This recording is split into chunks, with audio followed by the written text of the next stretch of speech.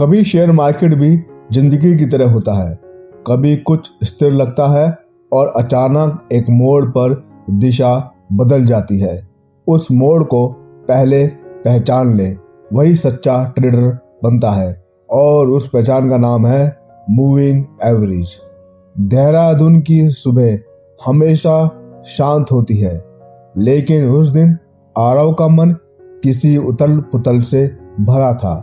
छत पर बैठा था, कॉफी का कप आधा भरा हुआ, लैपटॉप की स्क्रीन पर लाल रंग की गिरती कैंडल्स। हर एक कैंडल उसे उसके नुकसान की याद दिला रही थी। 3 ट्रेड लगातार घाटे में बंद हुए थे। वो खुद से बुदबुदाया, शायद मार्केट मेरे बस का नहीं। उसकी माँ नीचे से आवाज दे रही थी, आरव नाश्ता ठंडा हो जाएगा बेटा। लेकिन आरव की आंखें स्क्रीन से हट नहीं रही थी। वो सोच रहा था, कहाँ गलती हो रही है मुझसे। चार्ट देखता, वीडियो देखता, सब कुछ करता, फिर भी नुकसान। शाम को वो अपने पुराने दोस्त विवेक से मिलने गया, जो अब फुल टाइम ट्रेडर था और सबसे जरूरी शांत दिमाग वाला इंसान। चाय की दुकान पर दोनों बैठे। विवेक मुस्कुराते हुए बोला, क्यों आरव, आज बड़ा थका हुआ लग रहा है। आरव ने गहरी सांस ली। भाई, मार्केट समझ नहीं आता, कभी ऊपर भागता है, कभी गिरता है, और मैं कहाँ गलत जा रहा हूँ। विवेक ने चाय का प्याला उठाया और कहा, आरव, मार्केट किसी को सिखाता नहीं, वो सिर्फ उन लोगों को इनाम देता है जो सीखना चाहते हैं। तूने कभी मूविंग एवरेज के बारे में सुना है? आरव ने माथे पर लकीरें डालते हुए कहा, थोड़ा बहुत, पर समझा नहीं। विवेक मुस्कुराया, चल आज चाय मैं पिलाता हूँ और मूविंग एवरेज तू सीखता है। मूविंग एवरेज क्या होता है? विवेक ने टिश्यू पेपर पर कुछ नंबर लिखे। मान ले किसी स्टॉक के पिछले 10 दिन के प्राइस है 100, 102, 103, 104, 105, 106, 108, 110, 112, 114। अब इनका औसत निकाल।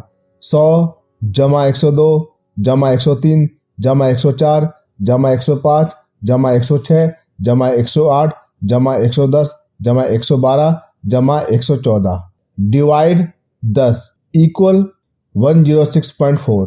यही है 10 day simple moving average SMA। Aarav ने सिर हिलाया। मतलब ये बताता है कि पिछले 10 दिनों में स्टॉक औसतन कहाँ था। सही पकड़ा, विवेक बोला। और जब स्टॉक की कीमत इस SMA के ऊपर जाती है तो समझो ट्रेड ऊपर की ओर है, और नीचे गिरने लगे तो समझो ट्रेड कमजोर पड़ रहा है। वो रुका और बोला, लेकिन याद रखना SMA थोड़ा धीमा होता है, क्योंकि ये पुराने डेटा को भी उतना ही वजन देता है जितना हाल के डाटा को। आरव ने पूछा, तो फिर EMA क्या करता है? विवेक बोला, EMA यानी एक्सपोनेंशियल मूविंग एवरेज, जो हाल ही के दिनों के डेटा को ज्यादा वजन देता है। यानी अगर आज मार्केट में बड़ा मूव आया है तो EMA इस पर जल्दी रिएक्ट करेगा। वो चाय का एक और घूंट भरते हुए बोला, देख आरव, जिंदगी में भी 2 तरह के लोग होते हैं। एक जो पुराने अनुभव पर भरोसा करते हैं, SMA वाले, और एक जो हालात देखकर तुरंत निर्णय लेते हैं, EMA वाले। आरव मुस्कुराया, मतलब SMA शांत बुजुर्ग की तरह होता है और EMA युवा जोश वाला। विवेक हंसा, बिल्कुल। SMA कहता है, देख भाई, धीरे चल, ट्रेंड को समझ, और EMA कहता है, तेजी पकड़, मौका निकल जाएगा। अगले दिन विवेक ने आरव को अपने लैपटॉप पर चार्ट दिखाया और बोला, देख, ये रहा 50 डे SMA और 20 डे EMA का चार्ट। आरव ने गौर से देखा। 20 डे EMA 50 डे SMA को नीचे से ऊपर की तरह काट रहा था। यह क्या मतलब हुआ? उसने पूछा।